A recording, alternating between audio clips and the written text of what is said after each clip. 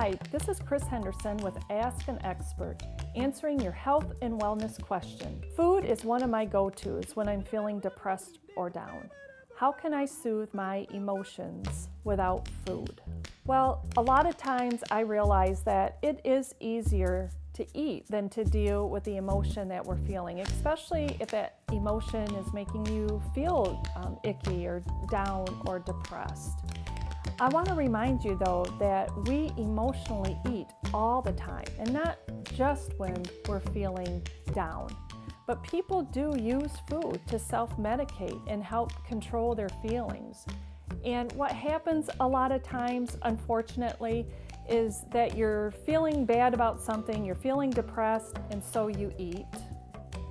And then after you eat, you feel down and depressed about the decisions that you just made. And so it really is this vicious circle that you get yourself caught up into.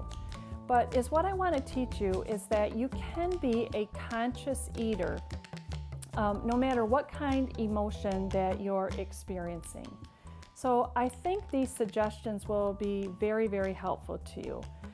The first thing that I want you to do is ask yourself if you're physically hungry right now. Just simply that, just ask yourself, am I physically hungry right now? Now, just as a reminder, being physically hungry means that your stomach is empty and that you haven't eaten in several hours. If the answer is yes, then eat something. But if the answer is no, then I want you to ask yourself these two questions. What am I feeling right now? And what do I need? So let's say you're saying, what am I feeling right now? I'm just feeling lonely. So then ask yourself, well, what do I need? Well, I'm feeling lonely and I need to talk to someone. So I'm going to go call my sibling or call my friend and just talk it out. So you might have a feeling of, what are you feeling? I'm just feeling anxious because of something that I have to do. And what you need is maybe just to take a 10-minute walk and just to work that out.